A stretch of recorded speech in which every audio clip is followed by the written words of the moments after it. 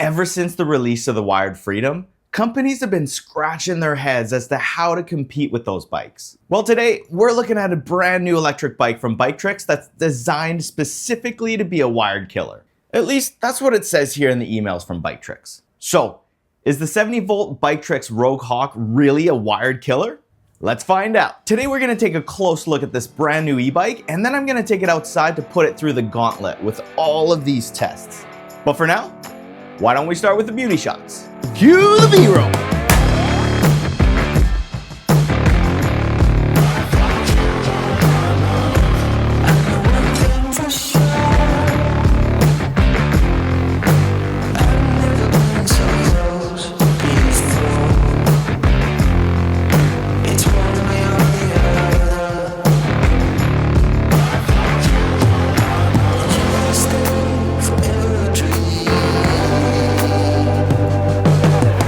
First things first, let's talk about the electronics. The Biktrix Rogue Hawk is powered by a 72-volt, 20-amp-hour battery, and it charges with this big 5-amp charger. That means only a 4-hour charge from empty to full. And the motor from Hentak is similar to the ones you find on the wired bikes. These have metal reinforced gears, but this one runs at 72 volts and has a sustained 1500 watts of power. If I'm not mistaken, these motors can peak at over 3,000 watts and generate over 155 Newton meters of torque. That's insane. So here's what a 5'9" person looks like sitting on the Rogue Hawk. One of the biggest selling features with this bike is that even short people can fit on it. I've got the seat all the way down right now and I can touch the ground flat-footed. So even if you're all the way down to 5'0", you're gonna be able to get along with this big e-bike. It's got some nice riser handlebars and an adjustable stem to put the bars nice and high. You guys know me by now, I love this sitting position on e-bikes. Nice and upright, ready to cruise. So you can get this bike with two different size wheels. My medium here has 24-inch by 3-inch wide Chaoyang tires. They strongly recommend this medium size for anybody under 5'6". If you're a little bit over like me, obviously you're gonna fit on anything you choose. And if you did want the 26 by 4-inch wide fat tires, they do make a larger frame. These tires have a pretty well-rounded tread, aggressive enough to take it on some light off-road, some gravel paths and light trails, and smooth enough not to be super loud on the road. Check out this center channel on the tire here. This is what's gonna keep the tire nice and quiet on the road. Let's take a look at the drivetrain. You get the typical 7-speed Shimano tourney derailleur, but check out the granny gear on the 7-speed Shimano cassette. It's absolutely huge. This is gonna make climbing hills with this bike in low power mode a breeze. And check out this massive chainring. It's absolutely huge. It's protected with the guard. You get some generic cranks and some metal Welgo pedals. Here's a full look of the frame. I love the way Biktrix builds their frames. High quality welds, high quality paint, and a beautiful clear coat. This is a full suspension bike, so you do get a shock in the back here. Let's zoom in on it. So you get a nice beefy coil shock on the Rogue Hawk. If you wind this wheel in or out, you can actually adjust the preload of the spring. This is gonna affect the amount of support the spring has on your body weight. And hopefully you guys can see under here, but there's a rebound adjustment right here. This is gonna help dampen the rear spring so it doesn't feel like a pogo stick. And up front, you get the popular trauma fork. Lots of support, smooth travel, and it's got a lockout too. The bike comes with metal fenders in the back and in the front. You get a nice beefy rack in the back with the integrated taillight. Looks like it's all wired into the bike, so it should give us some extra visibility at night as well as a brake light. And check out the way the rack is connected to the frame. It's actually just bolted right into the rear triangle. This will make it as strong as possible. The seat's adjustable from up here all the way down here. There's 3 bolts on top of the frame here. This is to mount the plate for a second battery, or it might even work for a water bottle cage in case you want to stay hydrated.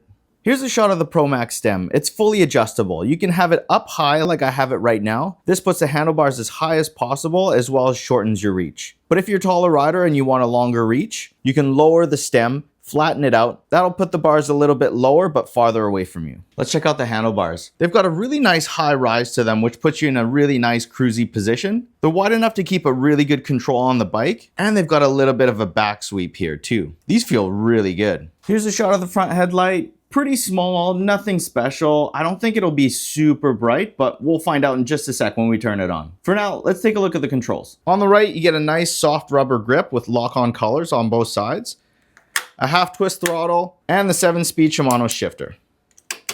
And on the left, you get a nice simple setup as well. Same soft rubber grip with lock-on colors on both sides, and a nice simple remote. Plus and minus buttons to go up and down your pedal assist modes, one to turn your headlight on, one to cycle through the options, and your power button. Let's take a look at the screen. Okay, holding the power button here, let's turn it on.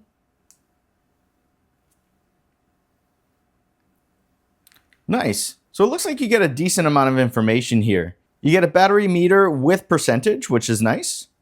You get a watt meter here, which will show you how much wattage the bike is actually using, how much power is going to that motor. You get your speedometer here in the middle in miles or kilometers an hour. This shows you the class that you're in. You can have the bike in class 2 or 3 depending on where you're riding. Cycling through the options here, you've got your trip, odometer, max speed, average speed, and time spent on the bike. And down here's your pedal assist modes. Looks like you can go from 0 all the way to 5. Let's see how fast we can spin the wheel without any weight on it.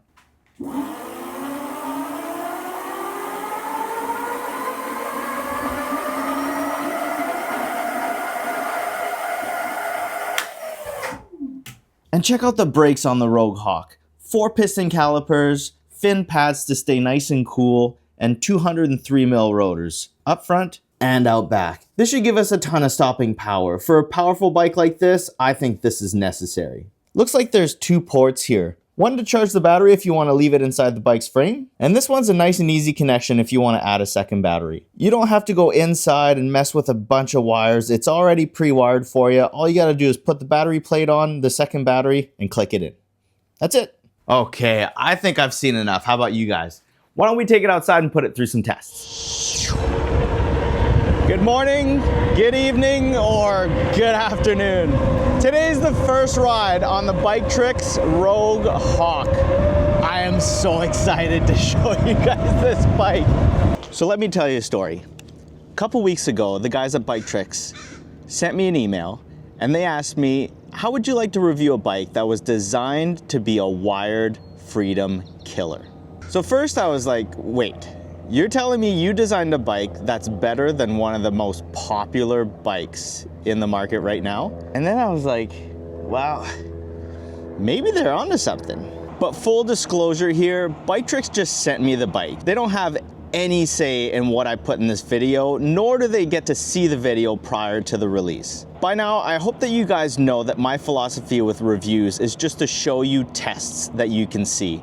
I'm not here to feed you a bunch of bull to make you buy a bike that's not perfect for you. My job today in the video is to show you as much as I can about the bike so that you can make an educated decision. This is a pretty big investment, so I want you to be sure this is the perfect bike for you. So let's get going. Let's see how fast we can get going downhill. I'm gonna stay on the street for this because this bike is crazy. So I don't know if you guys saw my phone there, but it got up to 62.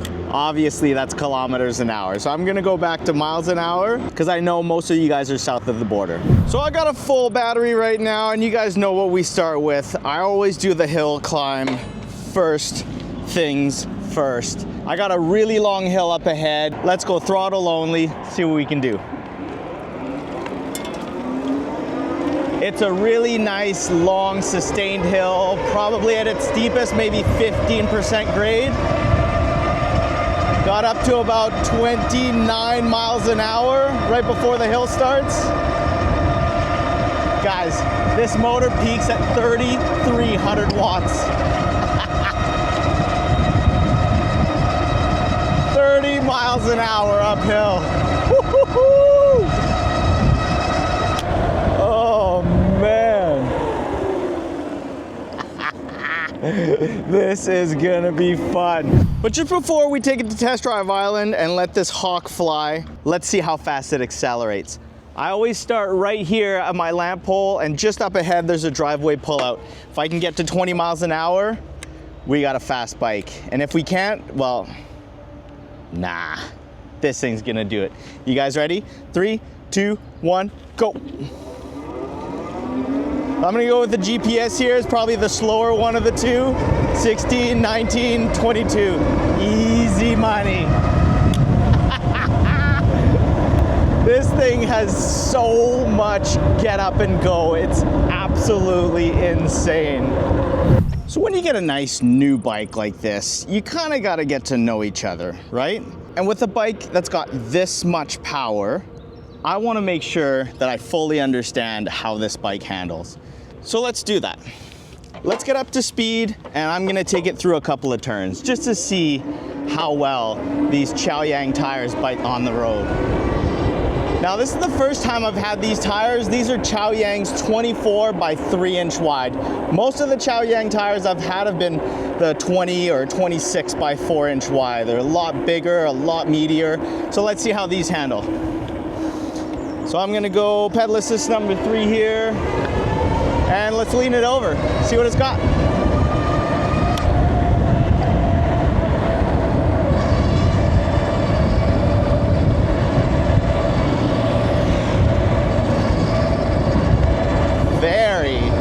Very nice. I'm actually loving these smaller wheels. They feel very responsive. Makes the bike feel that much lighter and that much more responsive. Really nice.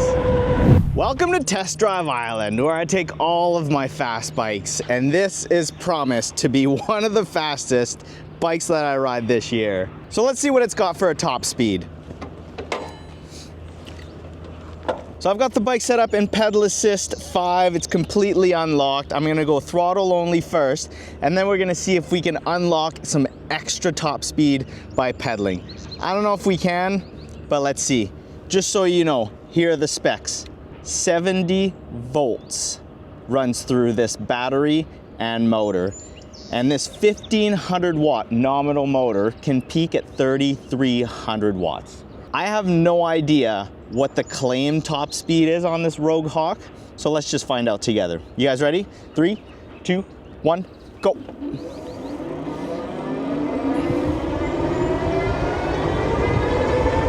Hopefully you guys can see the screen here, and I've got the phone next to it. 28 miles an hour already. 35, 36.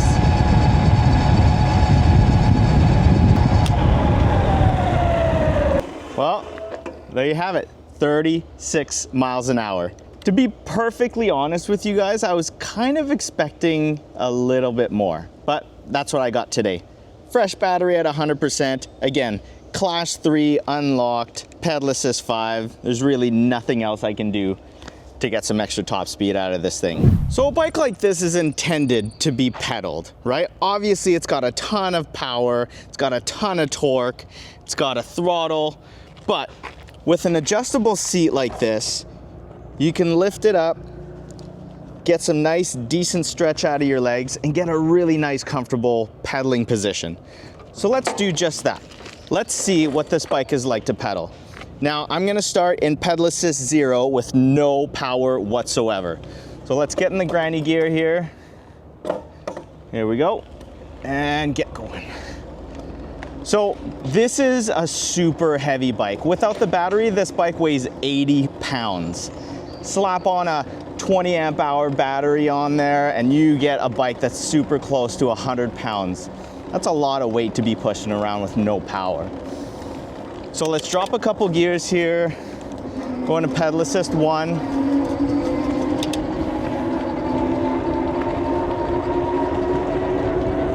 So as far as I know, and I can feel, this is a cadence sensor, right? Like I'm not pushing against the gears right now, I'm just rotating the cranks and it's giving me a certain amount of power. So 17 miles an hour is what I get out of pedal assist number 1. Let's go to pedal assist number 2. Drop a couple more gears. Let's go all the way down. 23 miles an hour. Pedal assist number 3. 27 miles an hour. Pedal assist 4. 31 miles an hour. And pedal assist 5, let's go. 34, 35, 36.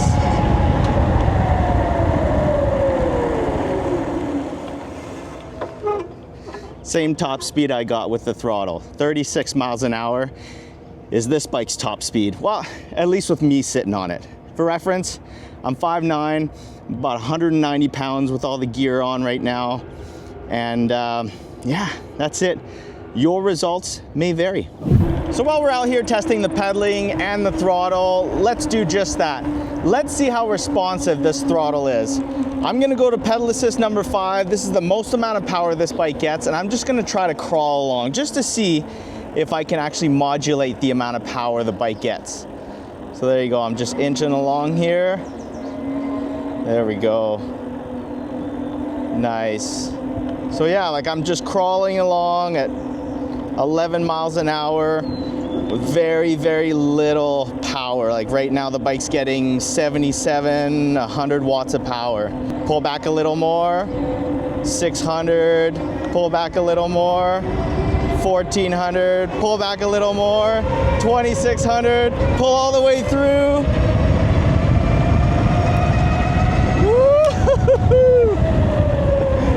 This bike has so much power, it's so awesome. Now let's do the same thing, but with the pedals. So let's see how fast this cadence sensor kicks in once you start pedaling. So I'm gonna start spinning the cranks now. Power, like pretty much right away. Again, pedaling now. It's like half a second, not even. Man, for a cadence sensor, it kicks on really, really quickly. That's really nice. Woo! Nice. And with the throttle, same thing. It's instant. Really nice. Man, as soon as you step into the $2,000 range, e-bikes now are getting so good. They just feel like such quality bikes. It's so refreshing to feel. Woo! So while we head over to set up for the brake test, I just want to give you guys my first impressions on the bike. This is one of the only tests or the only information I'm giving you that you really can't see. But so far, this bike is quality. That's all I can think of. Quality brakes, quality gears. The electronics are flawless. They feel so good and so responsive. And for a bike with this much power, that's what you want, is responsiveness. From the minute I took it out of the box, everything has just been dialed on this bike. It's almost like it was completely put together by a professional, and then just the front wheel gets taken off and the handlebars get taken off, it gets slid into a box. That's it. You just slap those two on in the fender and you get a bike that's dialed from day one. It's super easy to put together, and everything. I didn't even have to adjust the brakes. They've been centered from the first minute I put the wheel on there. Awesome. I love it when that happens. So the guys at Biktrix wanted me to compare this bike to the Wired Cruiser and the Wired Freedom. Two very, very popular bikes. Some would argue some of the most popular in the market, next to probably the Goat Power bikes maybe, or some of the bigger brands like Aventon and Velotric, right? But for a little Canadian company like Biktrix to come out of the gate swinging with a 72 volt bike that, you know, gives the Wired Freedom and Cruiser a run for their money is pretty impressive. I've only been on the bike for about 30 minutes, and so far the quality is definitely up to par. Now I'm gonna put the pricing difference on screen now. The Wired Freedom and Wired Cruiser have just gone through a little bit of a price hike. They're in the $2,200 range, and you gotta factor in shipping. Usually it's $200 to $250 for shipping. So you get a bike that's close to the $2,500 range, right? The Rogue Hawk is a 72 volt bike that's in the $2,500 range. Now, yes, there's a couple of differences right off the bat. First thing that jumps to mind is the battery capacity. The Rogue Hawk only has a 20 amp hour battery built into the frame, which is gonna be sufficient for most people, right? But these e-bikes can take you places you've never been before. They're meant so that you get outside and go exploring, right? And having that battery capacity so that you don't get range anxiety is actually pretty important to a lot of people. Now, I see on Biktrix website that you can get a range extender for these bikes. I don't really know what price they sell it for, but that can actually increase the price quite substantially just to get up to the 35 amp hours that the Wired Cruiser and the Wired Freedom come with at the $2,500 mark. So now the one thing that I love about this Rogue Hawk is that they make two different sizes. My biggest complaint with the Wired Freedom and the Wired Cruiser is how big the bikes feel. If you're a rider under 5'5", forget about it. You're not going to be able to fit onto those, let alone swing a leg over the Freedom. And you know, you're going to have to get the Cruiser because it's got the step through. And those things are just giant bikes. This Rogue Hawk comes in two different sizes. I opted for the 24-inch model with the step through. This gives you the easiest bike to get onto as a smaller rider. I really, really like how they did that. And if you're a bigger rider, I mean, you can go with the 26 by 4-inch wide tires. You can get the step over as well as the step through. They have so many options. And take a look at all these colors too. You get tons of different colorways to choose from. But colors is not really a deciding factor nowadays, right? Wired has definitely upped their game with their new frames and their new colorways. So you get tons of choice over there too. You just don't get an option to get a smaller Wired Freedom, right? Let's set up the brake test. Here's the marker I want to stop at. I've got about a 20-foot distance to the first marker here. And this is where, with the Rogue Hawk, I'm gonna be going about 28 to 30 miles an hour, slam on the brakes, and hopefully these big 4-piston hydraulic disc brakes with the big 203 mil rotors can stop me in time. Now, this is a pretty heavy bike, and these are only 3-inch wide tires. They're gonna have a little bit less grip, but I got a lot going for me. It's nice and warm today, bone dry. I got high hopes for this bike. So let's turn around, let's get some speed, and see what kind of braking performance we can get out of this Rogue Hawk. I don't have to go very far to get 28 miles an hour. Oh man, this is gonna be crazy. Okay, let's set up the phone here with the GPS. You guys ready? 3, 2, 1, go.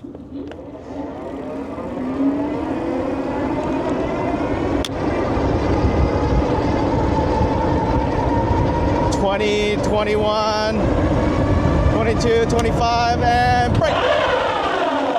Oh, I think I was going a little bit faster than 28 miles an hour, but we did it. We stopped right at the marker. I mean, you know, I'm a half a tire in front of it. Really nice. I did skid pretty much the whole way here, which means that these tires, I mean, they're not the grippiest out there, right? I mean, the Chaoyang tires have never been, in my opinion at least, have never been the best at anything. They're mediocre at everything, right? So as far as grip goes, they're an all-terrain tire that can pretty much go anywhere. It's got a decent amount of grip, but it's not a road tire, or it's not an off-road tire. It's kind of a jack of all trades, master of none kind of thing. So that's what you get. You don't get a ton of grip when you have an all-round tire, right? But we still did it. As far as braking's concerned, everything that's going on here definitely gets a check mark from me. Nice work, guys. Okay, so those 3-inch tires are great on smooth pavement and maybe some rough roads, but how are they gonna do when we take them off-road and onto the beach? Let's go find out. So most of the time I go onto the beach with 4-inch wide tires, and those don't really dig into the sand. They just stay on the surface and they just grip, and you know, it makes it through. But 3-inch tires are gonna sink in a little bit more. Let's see if we get in trouble here. Woo! Whoa, low bridge. Oh man. The suspension on this bike is so good. It's just smooth and quiet. Okay. Try not to get too muddy here. Wow. Whoa! We got a beach? Oh yeah, we got a beach. Woo! Whoa! Okay, so like I was saying, I'm a little concerned these 3-inch tires are just gonna sink into the sand and not really stay on the surface. I'm just gonna dig in. So it's only one way to find out. Let's go. Ooh, it is muddy today. Ugh. Let's see if we can find a area with some dry sand. Not really. Wow! Oh dear. See what I mean? Like they just dig in just a little bit more than 4-inch tires. This doesn't stay on the surface. Sand everywhere. Oh well. Okay, we got ourselves onto the beach. Let's see if we can get off the beach. Throttle only. Let's go. Yeah. Okay.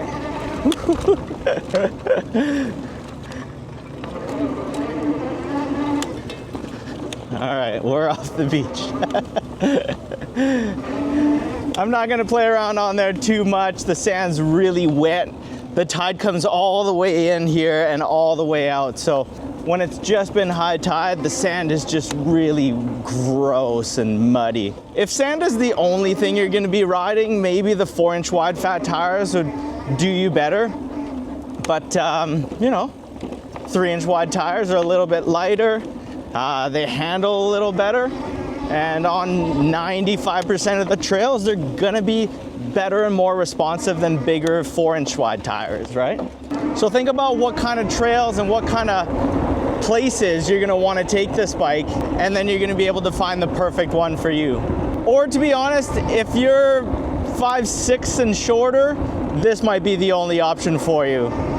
The lower standover, the smaller wheels is definitely gonna be a huge bonus for you. So I want to take 2 minutes and talk about bike and ride quality. Let's go through the whole bike, starting with the contact points. The grips are awesome, 10 out of 10. Lock-on grips with nice, soft, grippy rubber. That's as good as it gets.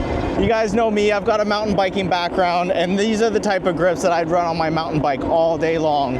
So for a nice e-bike like this, with a ton of power to have grips like this, perfect. The seat's okay. It's not the cushiest seat I've ever been on, but you know, for a regular bike seat, it's pretty good. I've been on the bike for about an hour now, and you know, I get along with it okay. I do like that you can adjust the seat height as well as the stem. The stem can go up and down depending on how much reach you want and how laid back of a sitting position you want. So I really like that.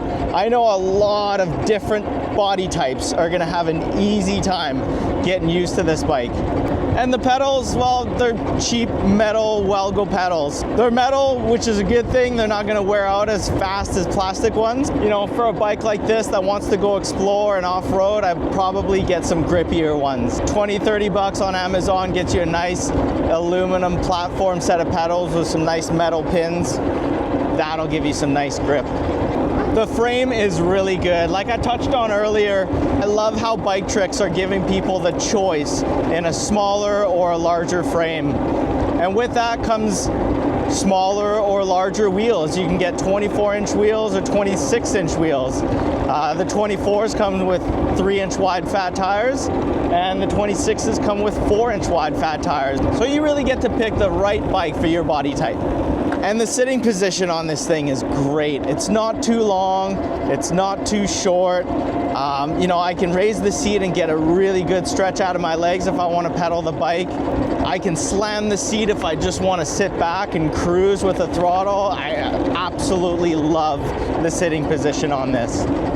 If you're any taller than I am, like I would say 5'10" or taller, I would probably go with the larger frame. You know, this is probably as small as I would want the bike to be, but for me, I love it. The suspension on this Rogue Hawk is really close to perfect. The rear shock is awesome. It's got rebound on there, so it's not springy at all. It just feels like such a quality shock. You can set the preload on your spring by tightening or loosening it. It's awesome. Feels great. I'm 190 pounds and I get perfect travel out of it. Same with the front. The front feels awesome. There's no big clunk, or it doesn't make any weird noises. It's just tight. It just works so well.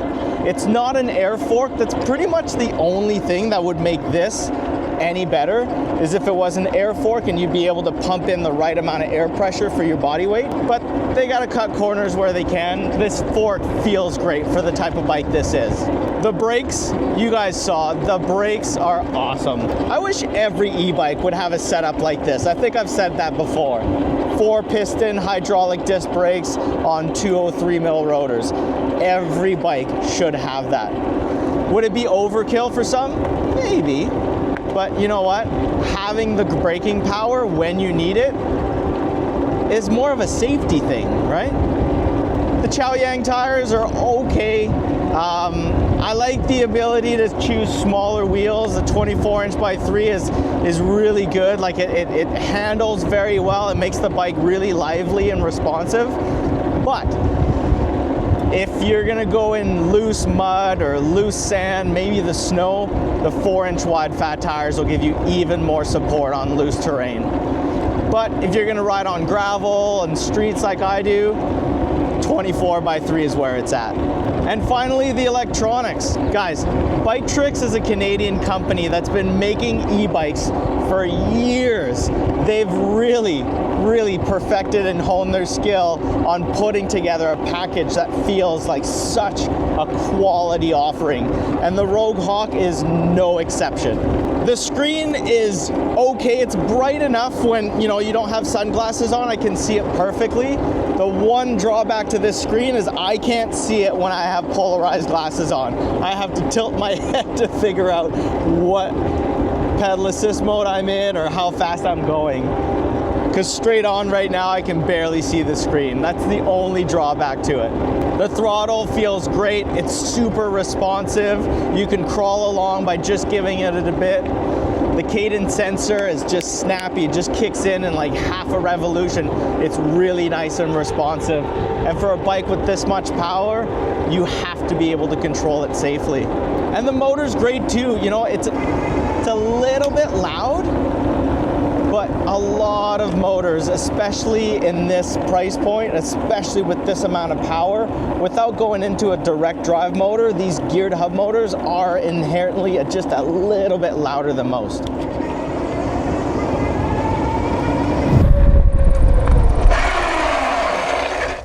Range report. So I've just hit 47% on the battery, and I've done 25.1 miles on this trip. So if I double that, that'll get me 50 miles. Is that accurate? I don't know. But that's what I got. Right, so $1 million question. Who's the Biktrix Rogue Hawk really for? Well, first of all, it's gonna be for an adrenaline junkie that likes to go fast. This thing has so much power. And if you're into these types of bikes, like the Wired Freedom, like the Go Power bikes, this joins the family without a doubt. 70 volts, over 3,000 watts of power going into a geared hub motor in the back. Man, this thing just goes. I don't know if I actually got the true top speed out of this thing. I was expecting something a little bit faster than 36 miles an hour, but maybe it's limited somehow. I don't know. I'm gonna do a bit of research, talk to the guys, and if I can find anything out that can make this bike go any faster, I'll put it in the description with an update, no problems. The Rogue Hawk is a really well-rounded bike. If you can afford a bike in this price point, there's not much else that's better than this. It's got the suspension, it's got the brakes, it's got a really nice bomb-proof frame that's really comfortable to sit on for hours. The seat's adjustable, it's comfortable to pedal, it's got a ton of power, a ton of torque, and it's manageable. But truthfully speaking, this is a bike for an intermediate rider, right? I wouldn't recommend anything that goes over 30 miles an hour for a beginner, that's for sure. Now, as far as answering the question from the beginning of the video, did Biktrix really make a wired killer?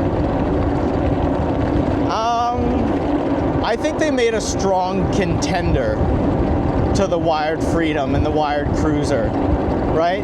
Those are 60 volt bikes that go anywhere between mid 30s to 40 miles an hour. This is a 70 volt bike that goes up to 36 miles an hour. It might go faster, I don't know. That's just what I got out of it. You know, it's available in a bunch of different colors. It's got great suspension. It's got great power. It's got the rack. The only thing this doesn't have is the battery capacity that the Wired Freedom and the Wired Cruiser have. For the same price point, with Wired, you're getting an extra 15 amp hours of battery. That's huge. But like you guys have seen before, if you've watched the Wired Freedom or the Wired Cruiser videos, the main sticking point and my personal gripe with those bikes is how big they are. They're big bikes. And Wired, as of yet, doesn't make any 20 or 24-inch options for smaller riders, but Biktrix does. So if you're a smaller rider, if you're 5'8" and shorter and want a bike that just fits you well, you want all that power, all that performance, you want a quality bike, and you can afford something in the $2,500 range, there's a link in the description, or you can scan this QR code with your phone's camera. That's gonna take you right to Biktrix website, and it's gonna guarantee you the best price or whatever promotion's going on right now. I'm gonna talk to all the guys at Biktrix and see if I can get my hands on a discount code to help you guys with pricing. And if I can, it'll be the first thing you see in the description, so don't forget to use it. And if the Biktrix Rogue Hawk is not the perfect bike for you, that's okay. Maybe the bike in this video will be more of what you're looking for. I'll see you guys over there.